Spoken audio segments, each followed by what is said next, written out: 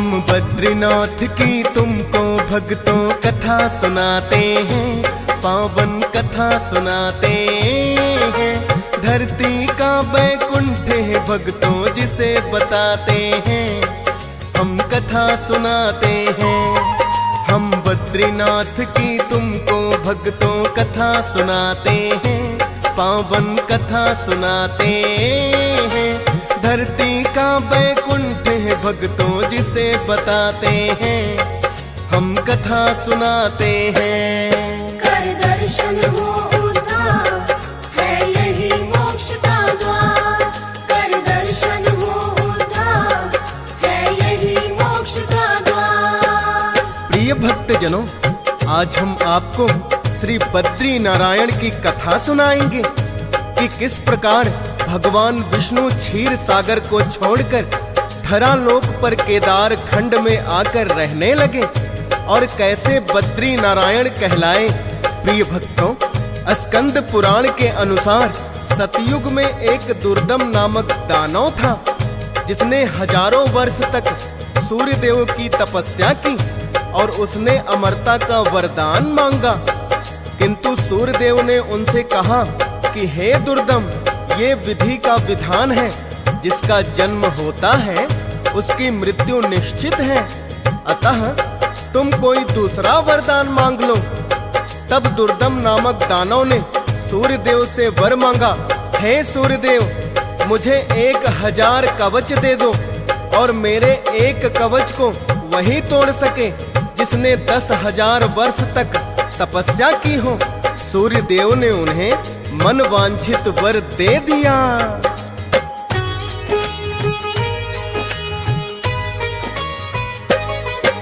सहस्त्र कवच होने का दुर्दम ने वरदान है पाया, दुर्दम से फिर सहस्त्र कवच वो दानव कहलाया और वर पाया एक कवच मेरा भंग कर सके वही 10,000 वर्षों तक जिसने कठिन तपस्या की।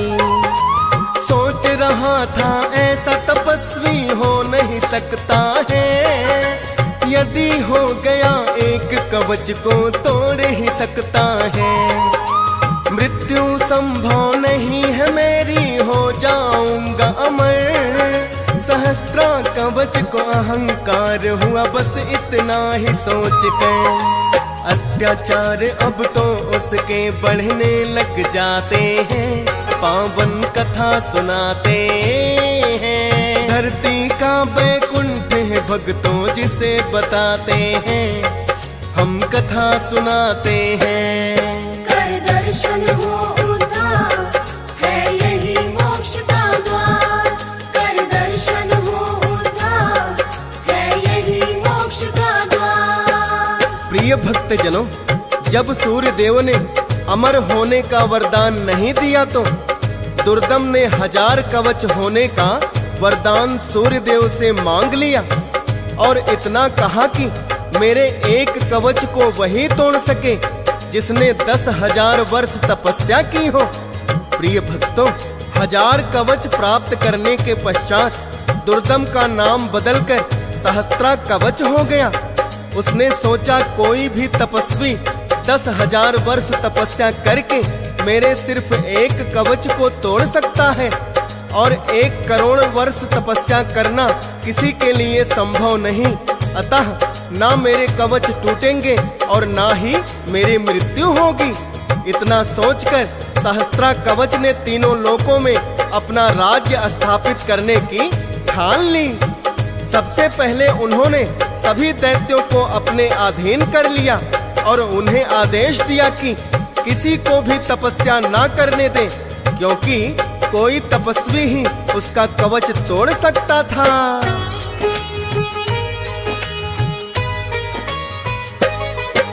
सहस्त्रा कवच ने फिर धरती पर अत्याचार बढ़ाए, दैत्यों को आदेश दिया कोई तप करने ना पाए। कर दो हत्या उसकी जो तप करता पाएगा, चिंतित हो गए देव धर्म क्या नष्ट हो जाएगा। सहस्त्रा कवच के डर से कोई जो ना करे तपस्या, करने लगे विचार ये तो बड़ी गंभीर समस्या। यदि तपस्वी ही नहीं रहे तो हमें कौन पूजेगा, विष्णु जी के पास ही कुछ इसका समाधान मिलेगा। विष्णु जी की शरण में सभी देवता आते हैं, पावन कथा सुनाते हैं। धरती का बैकुंठ है भक्तों जिसे बताते हैं, हम कथा सुनाते हैं। कर दर्शन हो उद्धार, है यही मोक्ष का द्वार। कर दर्शन हो उद्धार, है यही मोक्ष का द्वार।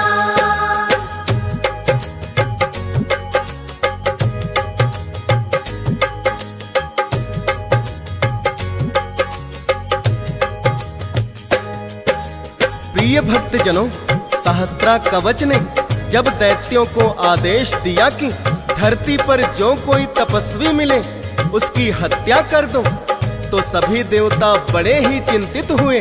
सोचने लगे जब कोई तपस्वी ही नहीं रहेगा तो धर्म ही नष्ट हो जाएगा। प्रिय भक्तों, जब जब अधर्म अपनी चरम सीमा पर होता है तो विष्णु जी ही तारणहार बनकर उसे मिटाते हैं। सभी देवताओं ने सोचा कि सहस्त्रा कवच का संहार करने का उपाय विष्णु जी ही बताएंगे, और इतना सोचकर सभी देवता विष्णु जी से आकर विनती करने लगे, हे प्रभु, सहस्त्रा कवच अपने अहंकार में इतना चूर हो गया है कि उसने धरती से तपस्वियों को मिटाने का आदेश दे दिया है। इसलिए हे प्रभु, आप शीघ्र ही उस पापी से हमें मुक्ति दिलाएं।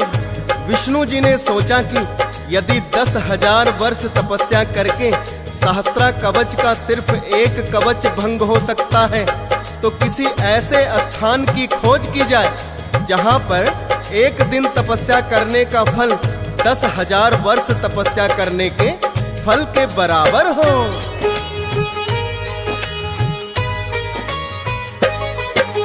विष्णु जी ने देखा अपने दिव्य दृष्टि से, एकमात्र केदार खंड ही स्थान है धरती पे। सहस्त्र गुणा फल जहाँ तपस्या करने का मिल सकता, बोले विष्णु सब देवों से आप करें ना चिंता। सहस्त्रा कवच के अत्याचारों का हो जाएगा निदान, केदार खंड में धरती पर मैंने देख लिया है स्थान, जहाँ स्वयं ही जा कर के मैं करूँगा आत्मचिंतन। इतना सुनकर सब देवों ने किया उनको वंदन। विष्णु जी केदार खंड में फिर चले आते हैं, पावन कथा सुनाते हैं। धरती का बैकुंठ है भक्तों जिसे बताते हैं, हम कथा सुनाते हैं। कर दर्शन हो उद्धार, है यही मोक्ष का द्वार। कर दर्शन हो उद्धार, है यही मोक्ष का द्वार। प्रिय भक्तजनों, देवताओं की पुकार सुनकर श्री विष्णु भगवान सोचने लगे कि सहस्त्रा कवच ने वरदान ही ऐसा मांग लिया है कि साधारण तौर पर उसका संहार असंभव सा लगता है। अतः किसी ऐसे स्थान की तलाश करनी पड़ेगी जहां एक ही दिन तपस्या करने से 10,000 वर्ष तपस्या करने का फल प्राप्त हो। श्री हरि विष्णु ने अपनी दिव्य दृष्टि से जान लिया कि तीनों लोकों में सिर्फ पृथ्वी लोक पर ही केदार खंड नामक एक ऐसा स्थान है जहां एक दिन तपस्या करने का फल 10,000 वर्ष तपस्या के फल के बराबर है। और स्वयं श्री हरि आत्मचिंतन के लिए केदार खंड में आते हैं, किंतु उन्होंने देखा कि यहाँ तो भोलेनाथ और माता पार्वती निवास कर रहे हैं। तब विष्णु जी सोचने लगे कि भोलेनाथ का स्थान ना तो मैं विनय करके ले सकता हूँ, ना ही बलपूर्वक, अतः कोई दूसरी लीला करनी पड़ेगी।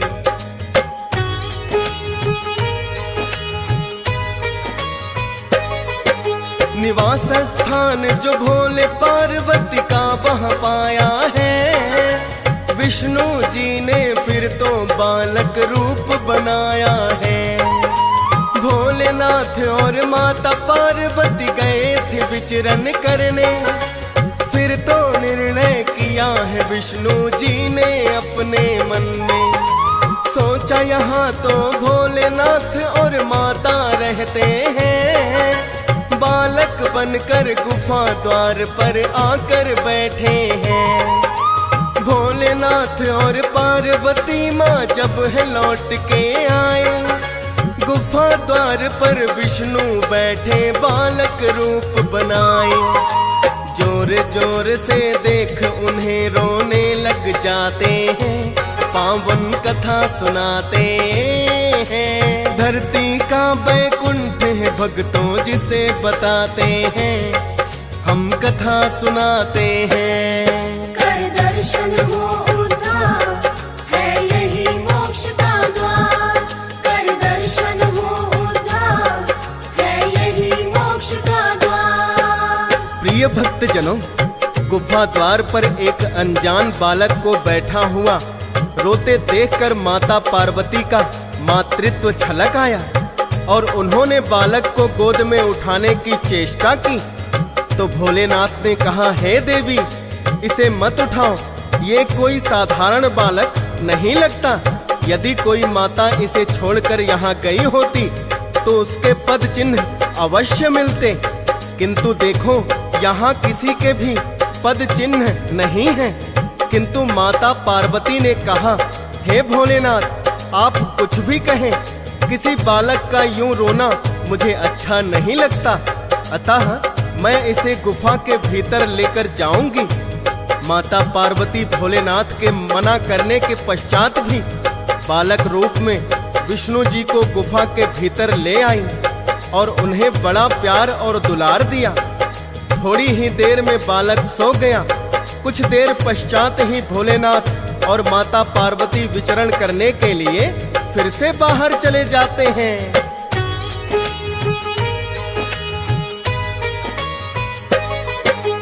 जैसा चाहते थे विष्णु जी वैसा ही हुआ है। आत्मचिंतन करने के लिए उत्तम स्थान बना है। बालक समझकर माता पार्वती भीतर ले आई।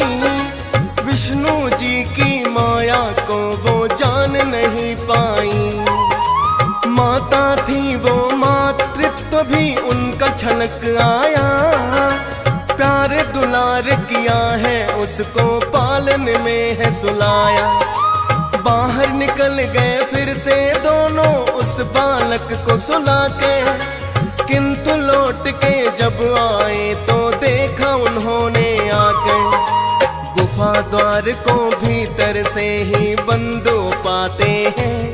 पावन कथा सुनाते हैं। धरती का बैकुंठ है भक्तों जिसे बताते हैं, हम कथा सुनाते हैं। कर दर्शन हो उद्धार, है यही मोक्ष का द्वार। कर दर्शन हो उद्धार, है यही मोक्ष का द्वार। प्रिय भक्तजनों, क्योंकि विष्णु जी को आत्मचिंतन के लिए ऐसा स्थान चाहिए था जहां एक दिन के तप का फल 10,000 वर्ष की तपस्या के बराबर हो, और इस प्रकार बालक बनकर उन्होंने ये स्थान ले लिया। अब भोलेनाथ के पास उस स्थान को छोड़ने के अलावा कोई चारा नहीं था। अतः भोलेनाथ और माता पार्वती गंधमादन पर्वत पर चले आए, जो स्थान केदारनाथ कहलाता है, और विष्णु जी वहां बैठकर तपस्या में लीन हो गए। उधर क्षीर सागर में माता लक्ष्मी अकेले बैठी हुई थी, तो मुनि नारद नारायण नारायण करते करते माता लक्ष्मी के पास पहुंच जाते हैं और उनसे पूछने लग जाते हैं।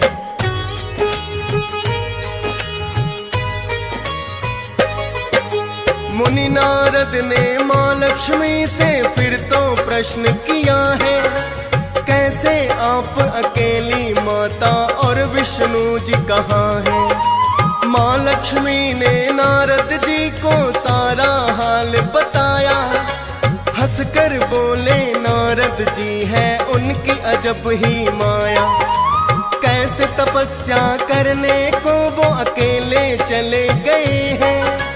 अर्धांगिनी हो माता तुम्हें कैसे छोड़ गए हैं। ना जाने कितने वर्षों तक रहेंगे तप में लीन। आपकी सेवा का अधिकार भी लिया उन्होंने छीन। आप भी जाओ वही मुनि नारद ये बतलाते हैं। पावन कथा सुनाते हैं। धरती का बैकुंठ है भक्तों जिसे बताते हैं। हम कथा सुनाते हैं। कर दर्शन हो उद्धार है यही मोक्ष का द्वार। कर दर्शन हो उद्धार है यही मोक्ष का द्वार। प्रिय भक्तजनों, मुनि नारद की बात सुनकर माता लक्ष्मी भी केदार खंड में आ गईं और आकर देखा कि विष्णु जी घोर तपस्या में लीन हैं। उनके ऊपर ना कोई छाया है ना ही छत है। कभी वहां बरसात होने लगती, कभी धूप आ जाती और कभी बर्फबारी होने लगती। माता लक्ष्मी सोचने लगी ऐसे तो इनकी तपस्या में विघ्न पड़ेगा। माता लक्ष्मी ने सोचा कि मैं ऐसा कोई यत्न करूं जिससे इनकी साधना में विघ्न भी ना हो और मुझे इनकी सेवा करने का अवसर भी प्राप्त हो जाए। तब माता लक्ष्मी ने एक विशाल बेरी के वृक्ष का रूप धारण किया और विष्णु जी के ऊपर छाया कर दी। प्रिय भक्तों, बेरी का दूसरा एक नाम बद्री भी है। तभी से इस स्थान को बद्रीनाथ कहा जाने लगा।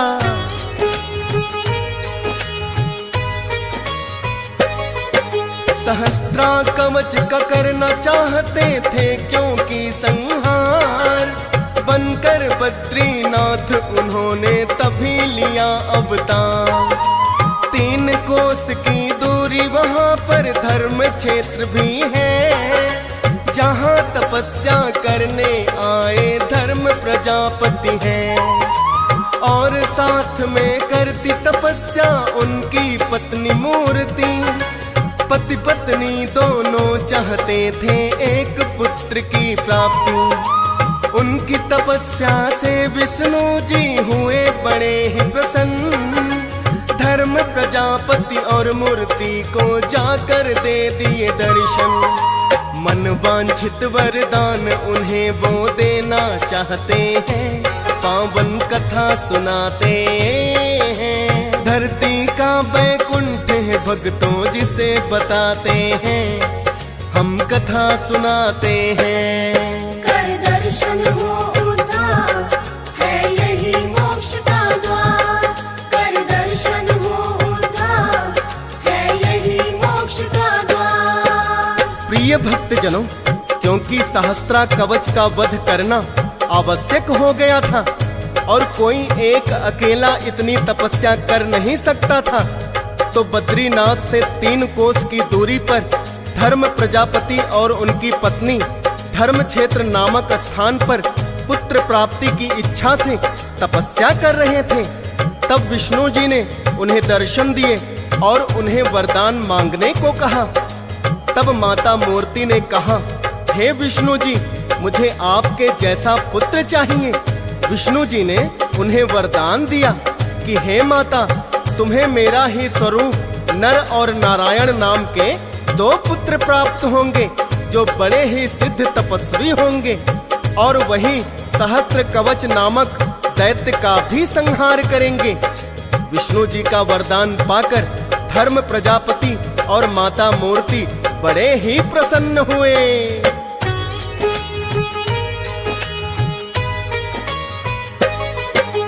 माता मूर्ति के मन में एक पुत्र की इच्छा थी। नर नारायण रूप में हुई उन्हें 2 पुत्रों की प्राप्ति। क्योंकि विष्णु जी ने उनको ऐसा दिया वरदान, मेरा स्वरूप ही नर नारायण होंगे पुत्र महान। जिनकी कठिन कठिन तपस्या से हो सृष्टि पर उपकार, सक्षम होंगे सहस्त्र कवच का करने को संहार। नर नारायण फिर तो करने लगे तपस्या है, सहस्त्र कवच की सेना को फिर पता चल गया है।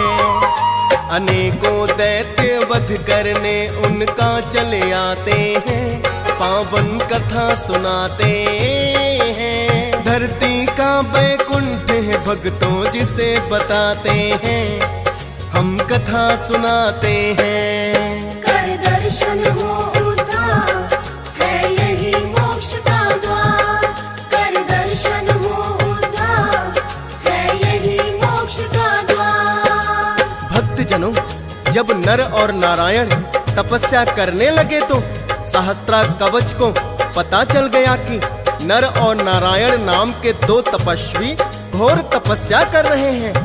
तो उन्होंने अपनी दैत्य सेना को उनका वध करने के लिए भेज दिया। किंतु नर नारायण तो विष्णु का ही रूप थे, भला दैत्य उनके सामने कैसे टिक पाते। सहस्त्रा कवच की सेना उनके तेज के समक्ष टिक ही नहीं पाई। अंत में सहस्त्रा कवच स्वयं युद्ध करने के लिए आता है तो सर्वप्रथम नर के साथ भिड़ जाता है। दोनों के मध्य बड़ा ही घोर युद्ध होता है और साँझ ढलते ढलते नर सहस्त्र कवच के एक कवच को तोड़ देते हैं।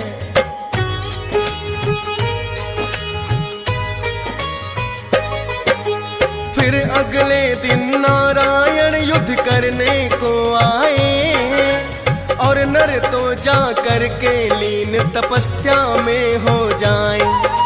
नारायण ने कवच दूसरा तोड़ा दूजे दिन, नर आ गए हैं युद्ध करने को उससे तीजे दिन। एक युद्ध करने को आए और एक करता तपस्या, 999 दिनों का समय तो ऐसे बीता।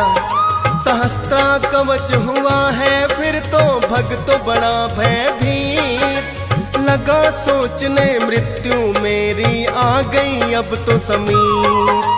दोनों भाई अंत मेरा अब करना चाहते हैं, पावन कथा सुनाते हैं। धरती का बैकुंठ है भक्तों जिसे बताते हैं, हम कथा सुनाते हैं। कर दर्शन हो उद्धार, है यही मोक्ष का द्वार। कर दर्शन हो उद्धार, है यही मोक्ष का द्वार। प्रिय भक्तजनों, जैसा कि हमने बताया, यहाँ एक दिन तपस्या करने का फल 10,000 वर्ष तपस्या करने के बराबर है।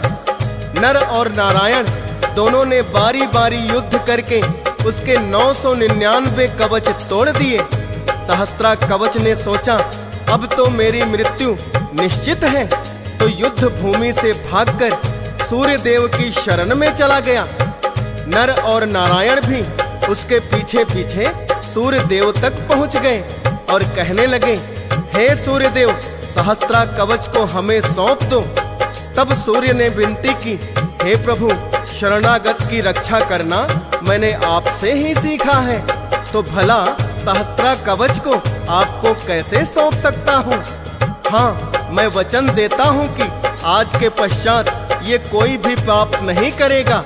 तब नर और नारायण कहने लगे, किंतु इसका वध तो हमारे हाथों निश्चित है। यदि ये पाप भी नहीं करेगा तो इसे हमारे हाथों ही मरना पड़ेगा। किंतु हम दोनों भाई आपका भी अपमान नहीं कर सकते, अतः द्वापर युग में माता कुंती की पुकार पर आपको इसे माता कुंती की झोली में डालना होगा और तब ये कर्ण कहलाएगा और हम दोनों भाई कृष्ण और अर्जुन के अवतार में आएंगे, तब हमें इसका वध करना होगा। प्रिय भक्तजनों, इस तरह द्वापर युग में नर और नारायण ने श्री कृष्ण और अर्जुन के रूप में अवतार लिया। तभी अर्जुन के हाथों कर्ण का वध हुआ। किंतु ये सारी लीला बद्रीनाथ के रूप में भगवान विष्णु ने ही की थी।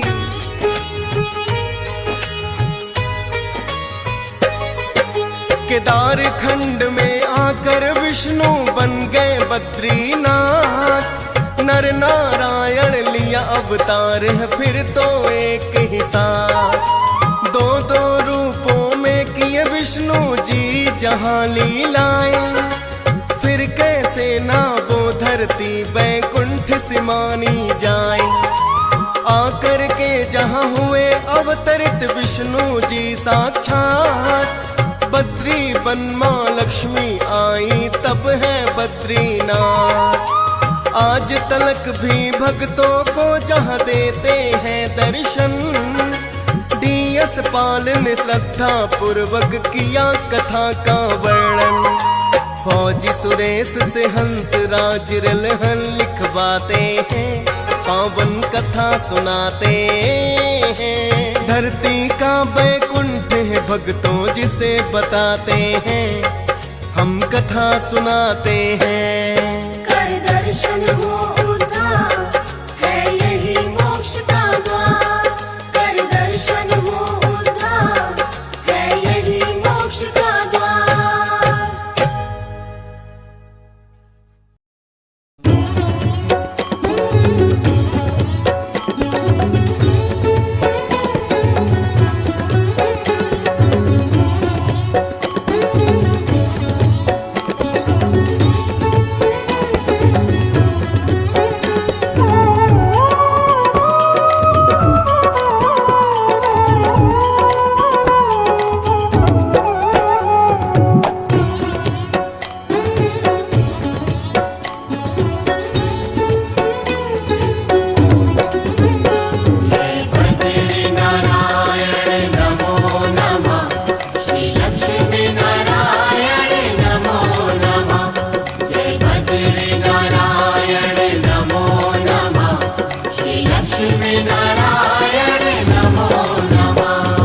बद्री नारायण रहते हैं उस भूमि को वैकुंठ कहते हैं। जहाँ बद्री नारायण रहते हैं उस भूमि को वैकुंठ कहते हैं। ये मोक्षदायिनी भूमि है, ये पतित पावनी भूमि है। ये मोक्षदायिनी भूमि है, ये पतित पावनी भूमि है। हम बद्री धाम के रजकण को नित्य अपने शीश पे रखते हैं। जहाँ बद्री नारायण रहते हैं उस भूमि को वैकुंठ कहते हैं।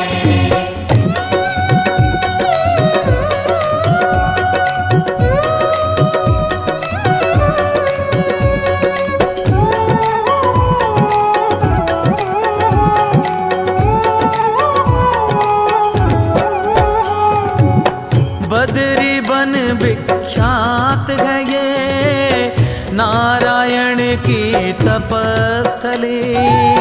ऋषि मुनियों के प्राण है ये मुक्ति भूमि तपस्थली। नारायण की नगरी है ये, जग कल्याणी नगरी है ये, अलकनंदा धारणी नगरी।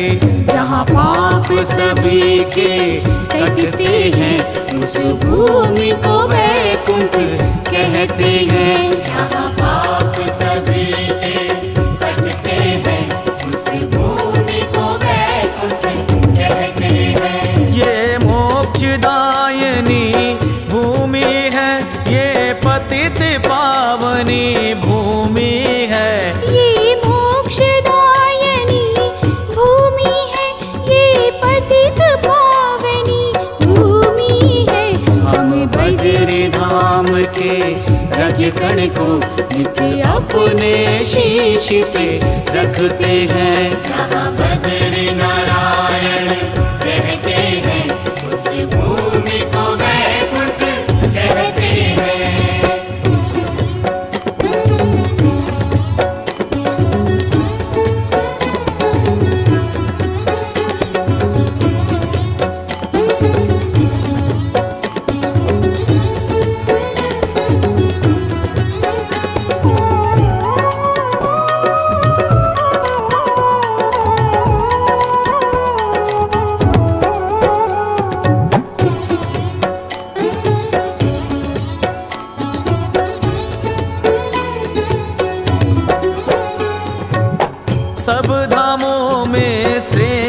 है ये नारायण की बदरीपुरी।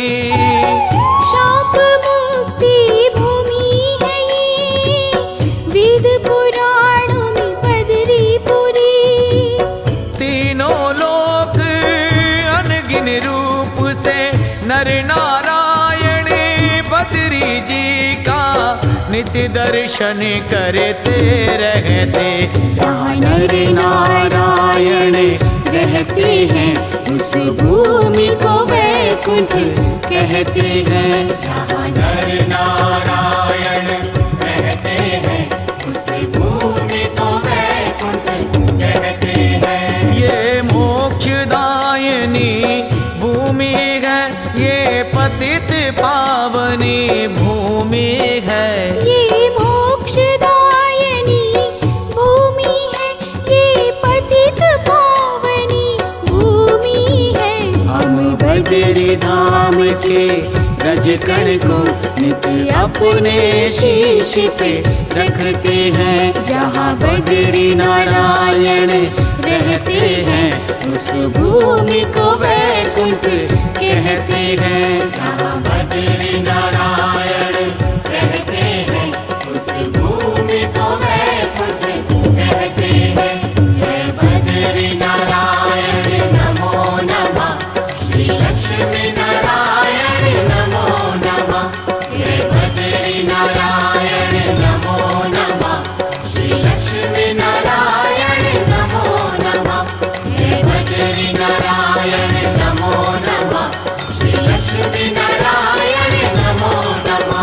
जय बद्री नारायण नमो नमः, श्री लक्ष्मी नारायण नमो नमः।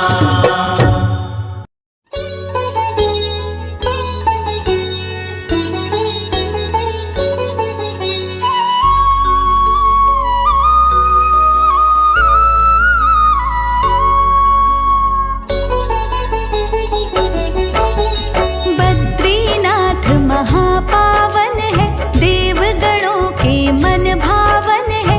विष्णु ने की यहाँ साधना, पूर्ण होती है मनोकामना। सभी देवता रमण है करते, कण कण को पावन है करते। महादेव के मन ये भाए, आनंद मंगल है बरसाए। महिमा जिनकी बड़ी निराली, मन वांछित फल देने वाली। वेद पुराण बखाने जिनको, तीनों लोग है माने जिनको। है ये श्री नारायण रूपा, दीनहीन के सखा स्वरूपा। दुर्गम सुगम बनाते पल में, बल भर देते हैं निर्बल में। जो जयकारे इनके लगाता, वो विजय संसार में पाता। सुबह शाम जो इनको ध्याए, विपदा उस पर कभी न आए। बद्रीनाथ की सुने जो गाथा, देव स्वरूपा वो हो जाता। जन्म जन्म के पाप मिटाती, कथा इनकी पावन है बनाती। बद्रीनाथ की कथा सुहाती, हर प्राणी के मन को भाती। काल के भय से मुक्त कराती, अजर अमर है सबको बनाती। उत्तराखंड की भूमि पावन, धरा है कितनी ये मन भावन। ये केदार खंड कहलाए, देवभूमि ये मानी जाए। यहीं पे बद्रीनाथ है न्यारा, जो श्री नारायण को प्यारा। अलौकिक ये जाना जाए, हम वैकुंठ ये माना जाए। नारायण क्यों यहाँ पे आए, विशाल बद्री क्यों कहलाए। सर्वश्रेष्ठ क्यों इसे है माना, स्वर्ग द्वार इसे क्यों है जाना। धर्म की हानि होए जब हरि बचाने आए। असुरों का संहार कर सुर नर मुनि बचाए। नारायण की दिव्य है ज्योति, महिमा जिनकी बड़ी अनोखी। ये संसार का पालन करते, जीवन में खुशियाँ है भरते। जन जन का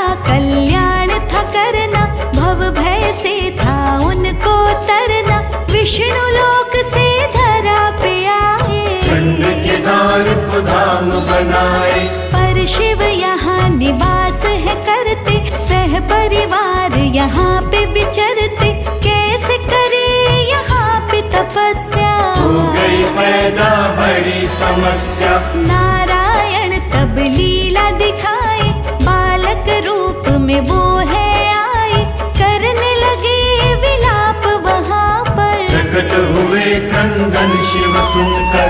बालक को तब लिया उठाए और उसको कुटिया में लाए। माँ गौरा के गोद लिया है, अपना स्नेह दुलार दिया है। किंतु शंभु सब समझ गए थे, विष्णु लीला जान गए थे। बोले असली रूप में आओ, लीला का कारण बतलाओ। तब नारायण रूप में आए, माता गौरा को समझाए। बोले जग कल्याण है करना, यहाँ तपस्या मुझे है करना।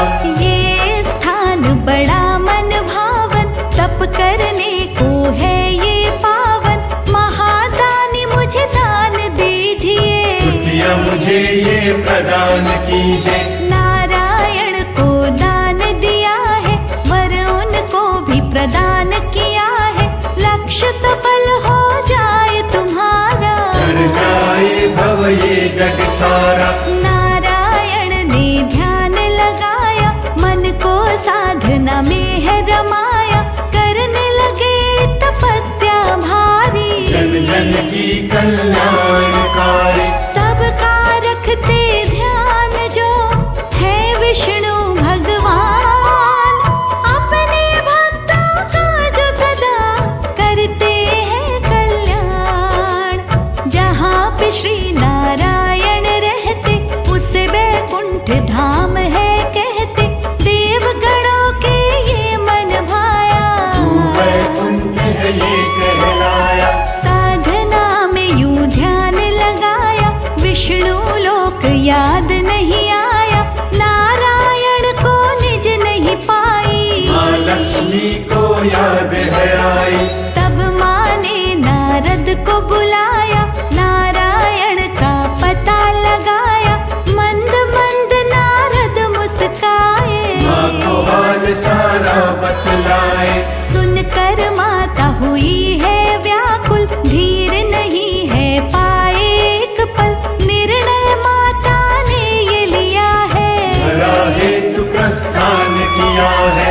नारायण निज माता है आई, देख उन्हें माता हर्षाई। लीन तपस्या में नारायण, है कितने उद्धार परायण। जन कल्याण का देख के चिंतन, माता हर्षाई मन ही मन। प्रभु का हर पल ध्यान धरूंगी, नारायण की सेवा करूंगी। तब माता ने ध्यान दिया है, मन ही मन ये विचार किया है। हरि हेतु क्या जतन लगाऊं, घी और धूप से कैसे बचाऊं। तब माता ने युक्ति लगाई, किंतु कोई भी काम न आई। माँ लक्ष्मी ने विचार किया है, और निर्णय माँ ने ये लिया है। माँ के मन ये अति है भाया, बेरी वृक्ष का रूप बनाया। नारायण पर की है छाया, धीरज तब माँ के मन आया। वृक्ष रूप में सदियां गुजारी, हरि की सेवा की अति भारी। पत्नी का दायित्व निभाया, सेवा भाव ऐसा अपनाया। नारायण के संग जो लक्ष्मी का घर ध्यान। ऐसे भक्त को नारायण देते हैं शुभ वरदान। हुई तपस्या पूर्ण भाई, हरि को तब है चेतना आई। माँ को वृक्ष के रूप में पाया, नारायण का मन हर्षाया। बोले नारायण सुनो प्यारी, तुमने भी तप किया है भारी। रक्षा तुमने की है हमारी, आपके हम हैं अब आभारी। बेरी वृक्ष का रूप बनाया, संस्कृत में जो बद्री कहाया। बद्रीनाथ जाना जाएगा, महातीरथ माना जाएगा।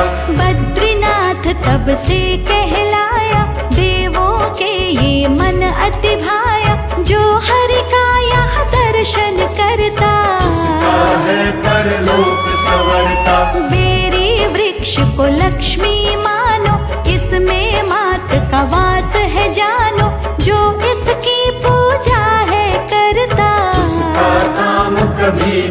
चढ़ता। बद्रीनाथ जो भाव से आए, श्रद्धा से जो दर्शन पाए, पाप मुक्त प्राणी हो जाए। हरि धाम में पद वो पाए, रोग दोष उन्हें नहीं सताते, बद्रीनाथ जो धाम है आते, उन पर महिमा हो जाती है। खुशियाँ साथी बन जाती है। दुनिया से जो धोखा खाए, बद्रीनाथ की चौखट आए, बन जाते हरि उसके सहाय। नैया भव से पार लगाए, बद्रीनाथ में जिसकी आस था, मिल जाए मुक्ति का रास्ता, पूर्ण होती है इच्छाएं। बद्रीनाथ के मन जो भाए, ऊंचे पर्वत धाम है प्यारा, तीनों लोकों में सबसे न्यारा, सपनों को सच करने वाला। जय जय हो श्री बद्री विशाला। बद्रीनाथ के रंग में जो मन में रंग जाए, मानुष तन का हित वो पूर्ण करता जाए। जो करते हैं मन से साधना, उनकी पूर्ण होती कामना। बद्रीनाथ है धाम निराला, मन की व्याधा हरने वाला। अद्भुत शक्ति के है स्वामी, बद्रीनाथ है कण कण गामी, शरणागत में सभी को लेते, पाप मुक्त सबको कर देते। बद्रीनाथ की दया जो पाता, उसे न कोई संकट आता, माया जाल से प्रभु बचाते, सत्कर्मों की राह दिखाते। आवेदन ये सबका सुनते, शूल राह के ये है चुनते, सिद्ध काम सारे कर देते। जब अपनी शरणागत लेते, बद्रीनाथ जग पालन हारे, बन जाते हैं सबके सहारे। इनका जो विश्वास है करता, फल में उसका काज संवरता।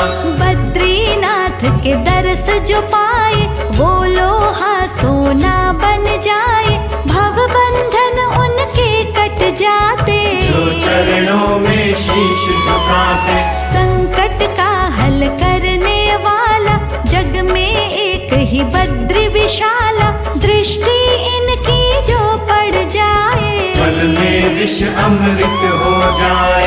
सबके है यही संगी साथी, जैसे दीपक और है बाती, बद्रीनाथ से जग है सारा। अंधियारों का है उजियारा, भक्त जनों के हैं रखवाले, खल असुरों से बचाने वाले, उन पर कोई आँच न आए। नित्य नियम से इनको ध्याए। बद्रीनाथ के धाम जो आता, सब तीरथ का फल वो पाता, कर्म लेख उसका मिट जाता। जो मन से इनका हो जाता, कोटि तीरथ धाम ये बद्रीनाथ कहलाए, वंदन बद्री विशाल का है उत्तम फलदाय। सब लोकों में मान है जिनका, सब ग्रंथों में बखान है जिनका, जो है इस ब्रह्मांड के चालक। बद्रीनाथ है सबके पालक, जिनके धाम में योग सिद्ध हो, जिनकी कृपा से सब प्रसिद्ध हो, भाव से जो इस धाम को आए, जग में ऊंचा नाम कमाए।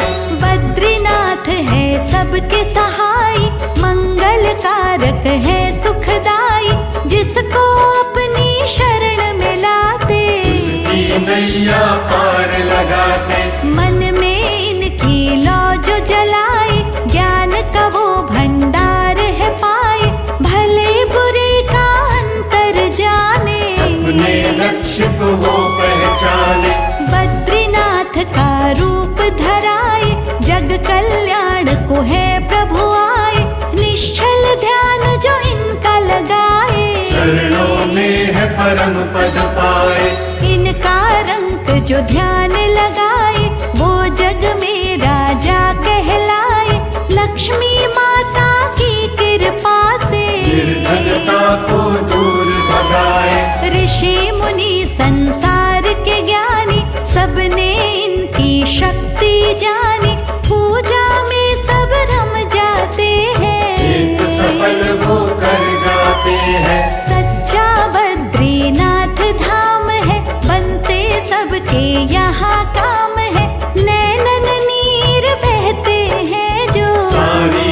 योगियाँ आते हैं वो। जो भी यहाँ पे अलख जगाता, भाव से इनके गुण है गाता, मनोकामना पूर्ण होती। हंस को जो मिल जाते मोती। बद्रीनाथ है जगत विधाता, बना रहे उनसे ये नाता। संकट में जिसने भी पुकारा, बन जाते हैं नाथ सहारा। लगा के रखना तू यहाँ बद्रीनाथ से आस, तेरे सारे संकट का प्रभु करेंगे नाश।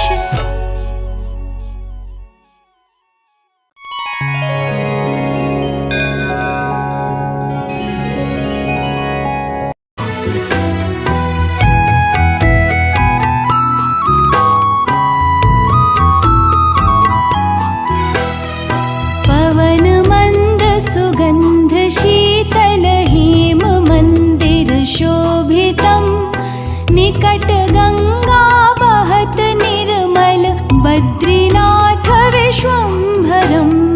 पवन मंद सुगंध शीतल हेम मंदिर शोभितम्, निकट गंगा बहत निर्मल बद्रीनाथ विश्वम्भरम्, श्री बद्रीनाथ विश्वम्भरम्। शेष सुमिरन करत निश दिन ध्यान धरत महेश्वरम्, वेद ब्रह्मा करत स्तुति श्री बद्रीनाथ विश्वम्भरम्। शेष सुमिरन करत निस दिन ध्यान धरत महेश्वरम्, वेद ब्रह्मा करत स्तुति श्री बद्रीनाथ विश्वम्भरम्, श्री बद्रीनाथ विश्वम्भरम्।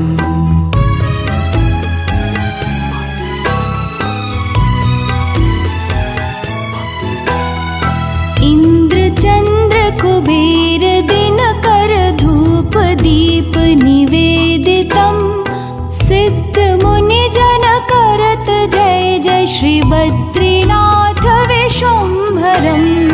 इंद्र चंद्र कुबेर दिनकर धूप दीप निवेदितम्, सिद्ध मुनि जन करत जय जय बद्रीनाथ विश्वम्भरम्, श्री बद्रीनाथ विश्वम्भरम्।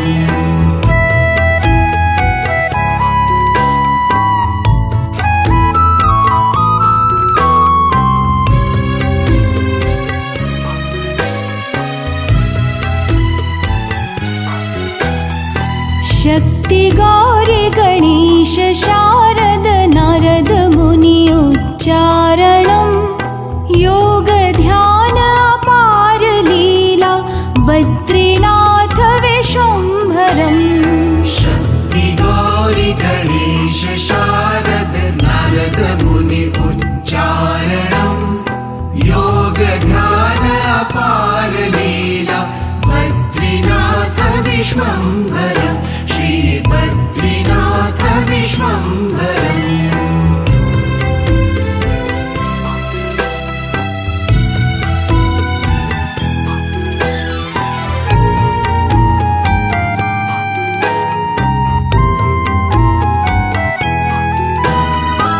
यक्ष किन्नर करत कौतुक गान गंधर्व प्रकाशितम्, श्री लक्ष्मी कमला चंवर डोले बद्रीनाथ विश्वम्भरम्। यक्ष किन्नर करत कौतुक गान गंधर्व प्रकाशितम्, श्री लक्ष्मी कमला चंवर डोले बद्रीनाथ विश्वम्भरम्, श्री बद्रीनाथ विश्वम्भरम्।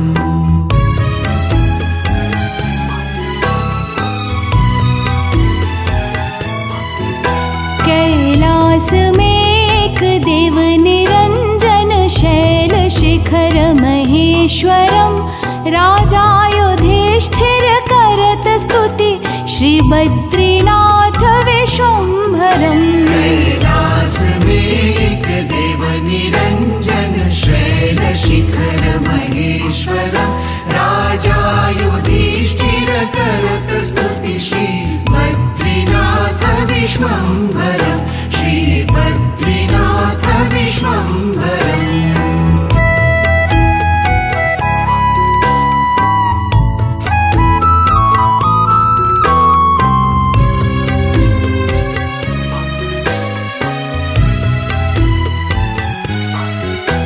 श्री बद्री जी के पंचरत्न पढ़त पाप विनाशनम कोटि तीर्थ सुपुण्य सुंदर सहज अति फलदायकम। श्री बद्री जी के पंचरत्न पढ़त पाप विनाशनम कोटि तीर्थ सुपुण्य सुंदर सहज अति फलदायकं श्री बद्रीनाथ विश्वम्भरं श्री बद्रीनाथ विश्वम्भरं श्री बद्रीनाथ विश्वम्भरम्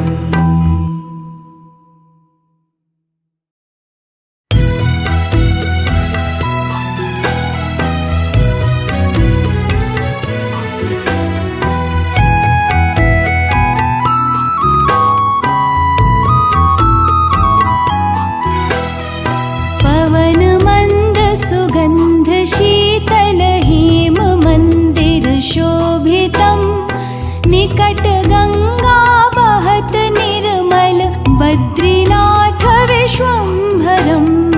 पवन मंद सुगंध शीतल हेम मंदिर शोभितं निकट गंगा बहत निर्मल बद्रीनाथ विश्वम्भरं श्री बद्रीनाथ विश्वम्भरम्।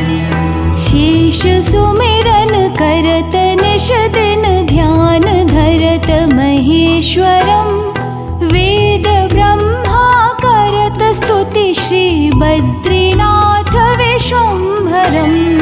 शेष सुमिरन करत निस दिन ध्यान धरत महेश्वरं वेद ब्रह्मा करत स्तुति श्री बद्रीनाथ विश्वम्भरं श्री बद्रीनाथ विश्वम्भरम्।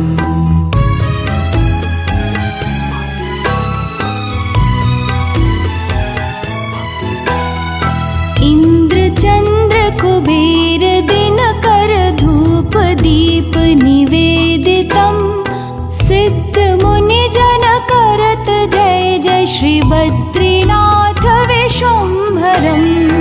इंद्र चंद्र कुबेर दिनकर धूप दीप निवेदितं सिद्ध मुनि जन करत जय जय बद्रीनाथ विश्वम्भरं श्री बद्रीनाथ विश्वम्भरम्।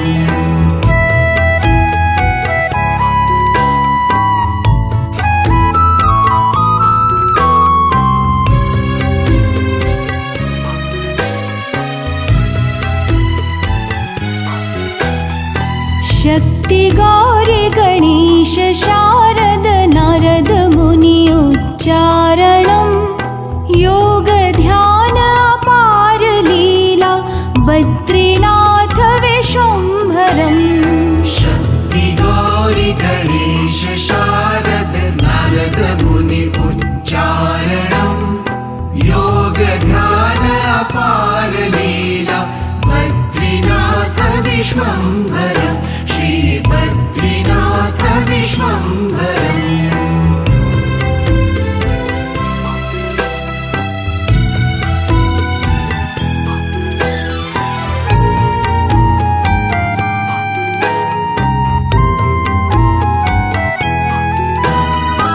यक्ष किन्नर करत कौतुक गान गंधर्व प्रकाशितं श्री लक्ष्मी कमला चंवर डोले बद्रीनाथ विश्वम्भरम्। यक्ष किन्नर करत कौतुक गान गंधर्व प्रकाशितं श्री लक्ष्मी कमला चंवर डोले बद्रीनाथ विश्वम्भरं श्री बद्रीनाथ विश्वम्भरम्।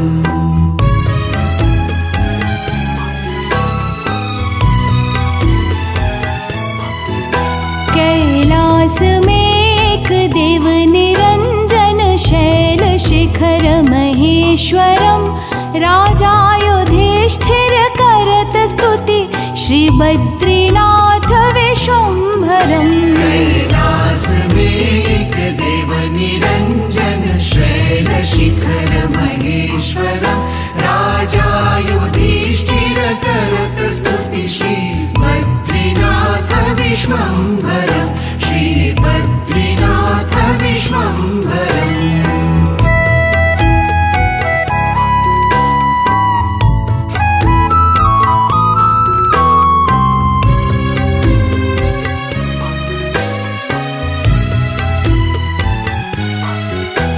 श्री बद्री जी के पंचरत्न पढ़त पाप विनाशनम कोटि तीर्थ सुपुण्य सुंदर सहज अति फलदायकम्। श्री बद्री जी के पंचरत्न पढ़त पाप विनाशनम कोटि तीर्थ सुपुण्य सुंदर सहज अति फलदायकम्। श्री बद्रीनाथ विश्वम्भरं श्री बद्रीनाथ विश्वम्भरं श्री बद्रीनाथ विश्वम्भरम्।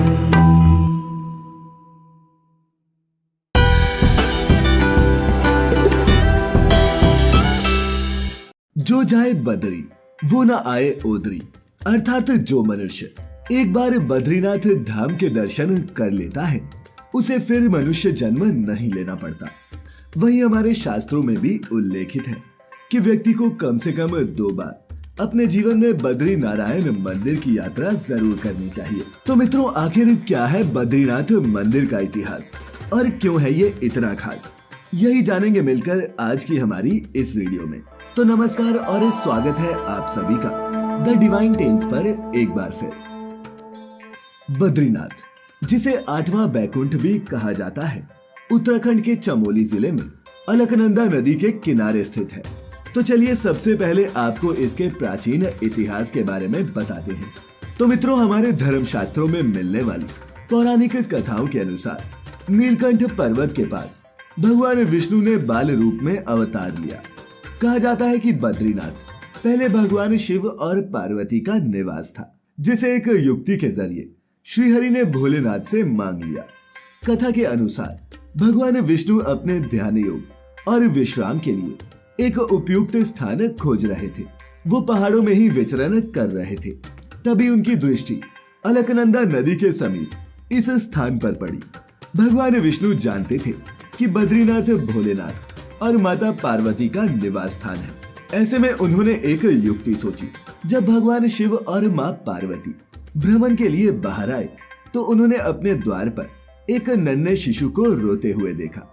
शिशु को रोते देख माता पार्वती की ममता जाग गई और उन्होंने शिशु को चुप कराने के लिए उसे अपनी गोद में उठा लिया। फिर क्या था, देवी पार्वती शिशु को अपने साथ निवास स्थान के अंदर लेकर चली गई और उसे दूध पिलाने लगी। शिशु कुछ ही देर में सो गया, जिसके बाद माँ पार्वती शिशु को वहीं सुलाकर भगवान शिव के नजदीक गर्म झरने में स्नान करने के लिए चली गई। स्नान के बाद जब दोनों लौटे तो उन्होंने देखा कि निवास स्थान का दरवाजा अंदर से बंद था। तब माँ पार्वती ने शिव जी से कहा कि अब हम क्या करें। इस पर शिव जी ने कहा कि ये तुम्हारा बालक है, मैं कुछ नहीं कर सकता और न ही मैं बलपूर्वक ये दरवाजा खोलूंगा। इसके बाद भगवान शिव और माँ पार्वती वो स्थान छोड़कर केदारनाथ चले गए। मित्रों, आपको बता दूं कि ये बालक कोई और नहीं बल्कि भगवान विष्णु ही थे, जिन्होंने इस स्थान को पाने के लिए ये तरकीब लगाई थी। और इस तरह बद्रीनाथ को भगवान विष्णु ने अपना विश्राम स्थान बना लिया। तो चलिए मित्रों, अब ये भी जान लेते हैं कि भगवान विष्णु के इस मंदिर का नाम बद्रीनाथ कैसे पड़ा। तो मित्रों, ये कथा तब की है जब भगवान विष्णु इस स्थान पर विराजमान हो गए थे और वो एक बार ध्यान योग में लीन थे। तभी वहाँ बहुत हिमपात होने लगा। भगवान विष्णु और उनका निवास स्थान बर्फ से पूरी तरह से ढक गया। ये देख माता लक्ष्मी व्याकुल हो उठी और तब उन्होंने स्वयं भगवान विष्णु के समीप होकर बेर के वृक्ष का रूप ले लिया ताकि भगवान विष्णु के ऊपर पड़ रही बर्फ उनके ऊपर गिर सके। सालों तक भगवान विष्णु तपस्या में लीन रहे और जब उनकी तपस्या पूरी हुई तब उन्होंने देखा कि देवी लक्ष्मी बेर का पेड़ बनकर उनके समीप ही खड़ी है और पूरा पेड़ बर्फ से ढका हुआ है। ये देख भगवान विष्णु ने कहा, हे देवी, तुमने भी मेरे ही बराबर तप किया है, तो आज से इस धाम पर तुम्हें भी मेरे साथ पूजा जाएगा। और चूंकि तुमने मेरी रक्षा बेर अर्थात बद्री वृक्ष के रूप में की है, तो आज से मुझे बद्रीनाथ के नाम से पूजा जाएगा। मित्रों, अलकनंदा नदी के बाएं तट पर नर और नारायण नाम की दो पर्वत श्रेणियों के बीच ये बद्रीनाथ धाम स्थित है, जो भगवान विष्णु को समर्पित है। मंदिर में 3 संरचनाएं हैं, गर्भगृह, दर्शन मंडप और सभा मंडप। वहीं बद्रीनाथ मंदिर का मुख पत्थरों से बना हुआ है। इसमें धनुषाकार खिड़कियां हैं। चौड़ी सीढ़ियों की मदद से आप मुख्य प्रवेश द्वार तक पहुंच सकते हैं, जिसे सिंह द्वार कहा जाता है। इस द्वार के शीर्ष पर 3 स्वर्ण कलश लगे हैं और छत के मध्य में एक विशाल घंटी लटकी हुई है। अंदर प्रवेश करते ही मंडप दिखता है। एक बड़ा स्तंभों से भरा कमरा है, जो गर्भगृह या फिर मुख्य मंदिर की ओर जाता है। इस कमरे की दीवारों और स्तंभों को जटिल नक्काशी से सजाया गया है। यहाँ पर यह भी बता दें कि इस मंडप में बैठकर ही श्रद्धालु विशेष पूजाएं और आरती आदि करते हैं। इसी सभा मंडप में मंदिर के धर्माधिकारी, नायब रावल और वेद पाठी विद्वानों के बैठने का भी स्थान है। वहीं गर्भगृह की छत शंकुधारी आकार की है। इसके अलावा गर्भगृह में भगवान बद्री नारायण की 1 मीटर लंबी शालिग्राम से निर्मित काले रंग की मूर्ति है, जिसे बद्री वृक्ष के नीचे सोने की चंदवा में रखा गया है। और मित्रों, बद्री नारायण की इस मूर्ति को हिंदुओं द्वारा भगवान विष्णु की 8 स्वयं प्रकट हुई प्रतिमाओं में से एक माना जाता है। इस मूर्ति में भगवान के 4 हाथ हैं। वही मूर्ति के ललाट पर एक हीरा भी जड़ा हुआ है, जो मूर्ति में 4 चांद लगाता है। मान्यता है कि सतयुग तक बद्रीनाथ में श्रद्धालुओं को भगवान विष्णु के साक्षात दर्शन हुआ करते थे। त्रेता युग में यहाँ देवताओं और साधुओं को भगवान ने दर्शन दिए थे और द्वापर युग में जब भगवान श्री कृष्ण हरि रूप में अवतरित हुए, तो उस समय भगवान ने यह नियम बनाया कि अब से यहाँ मनुष्यों को उनके विग्रह के दर्शन ही होंगे। मान्यता है कि बद्रीनाथ में भगवान शिव को ब्रह्म हत्या के पाप से मुक्ति मिली थी और इसका गवाह वो स्थान है जिसे आज ब्रह्म कपाल के नाम से जाना जाता है। बता दें कि ब्रह्म कपाल एक ऊंची शिला है, जहाँ पितरों का तर्पण श्राद्ध आदि किया जाता है। माना जाता है कि यहाँ श्राद्ध करने से पितरों को मुक्ति मिलती है। इसके अलावा पुराणों में इस बात का भी उल्लेख मिलता है कि बद्रीनाथ में 6 महीने मनुष्य पूजा करेंगे और 6 महीने देवता। और यही कारण है कि सर्दियों में रावल जी की जगह स्वयं नारद जी इस धाम के मुख्य पुजारी बन जाते हैं। आपको शायद ये जानकर आश्चर्य हो कि बद्रीनाथ के मुख्य पुजारी को कपाट बंद होने के दिन स्त्री रूप धारण करना पड़ता है। पुरुष होने के बावजूद वो न सिर्फ स्त्री की तरह कपड़े पहनते हैं, बल्कि एक महिला की तरह श्रृंगार भी करते हैं। यही नहीं, जब 6 महीने बाद कपाट दोबारा खोला जाता है, तो दीपक वैसे ही जलता हुआ मिलता है जैसे बंद करने से पहले जलाया गया था। भक्तों का मानना है कि भले ही सर्दियों में कपाट बंद हो जाते हैं, लेकिन इन्हें 6 महीनों में देवता न सिर्फ मंदिर की रखवाली करते हैं, बल्कि पूरे विधि विधान से भक्तों के हर कष्ट को हरते हुआ ठोया। जय जय बद्रीनाथ, जय हरि बद्रीनाथ। 8 सिद्धियां कर बांधे खड़ी है तुम्हारे द्वार। शरणागत के शिरोपति बिगड़े काज सवार। विघ्न हरण भगवान सुनो, दुखिया मन की टेक।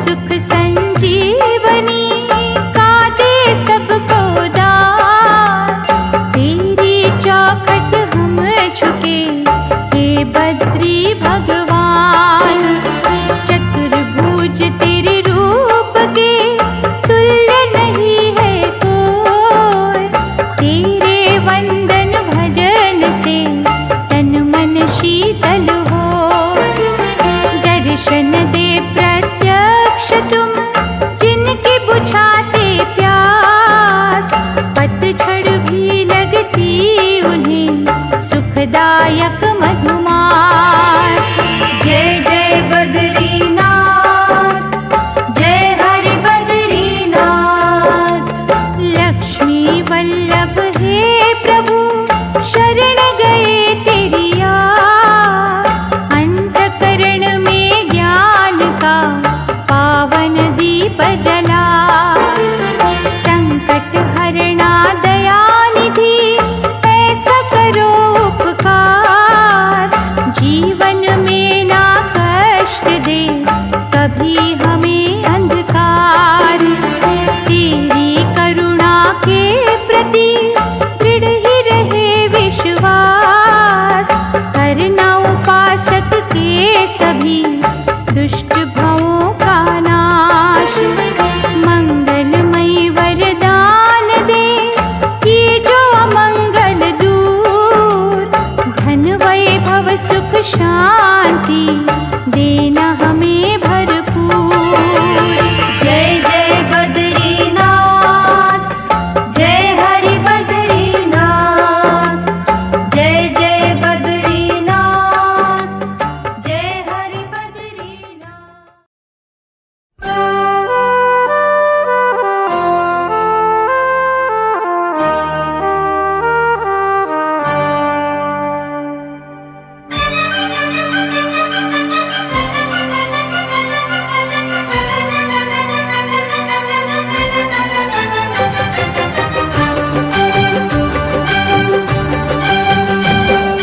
जय बद्री जय तेरा धाम,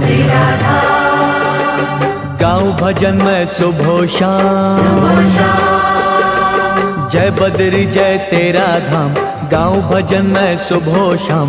आज मिला है तेरी कृपा से मुझको सबका प्यार, मुझको सबका प्यार। जय जय बद्री धाम, जय जय बद्री धाम। बद्रीनाथ तेरी महिमा जग में अपरंपार। आज मिला है तेरी कृपा से मुझको सबका प्यार। बद्रीनाथ तेरी महिमा जग में अपरंपार। आज मिला है तेरी कृपा से हमको तेरा प्यार। जय जय बद्री धाम, जय जय बद्री धाम।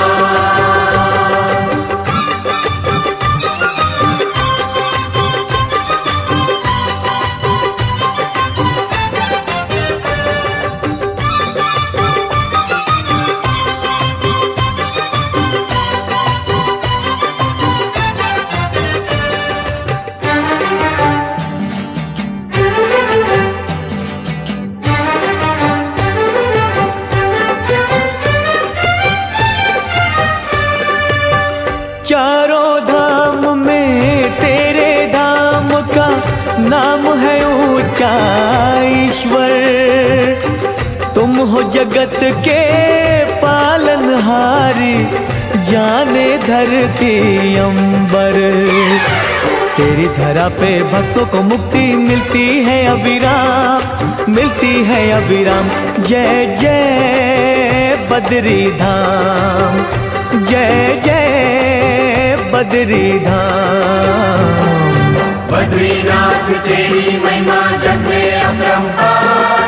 आज मिला है तेरी कृपा से हमको तेरा प्यार। जय जय बद्री धाम, जय जय बद्री धाम।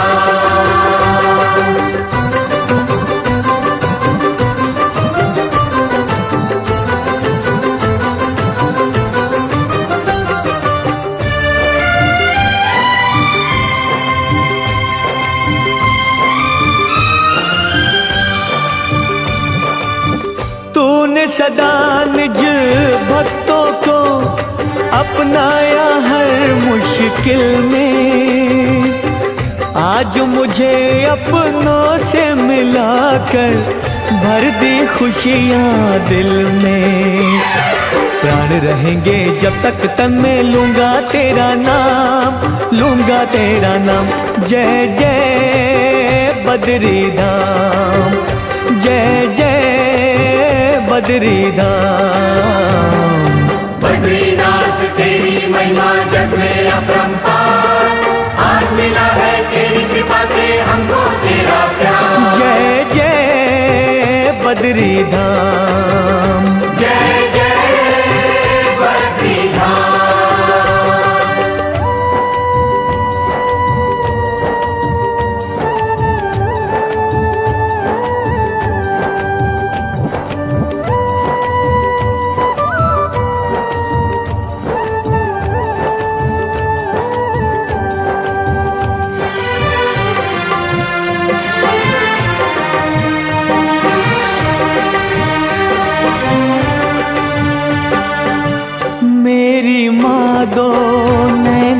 मेरे मुझको प्राणों से प्यारी।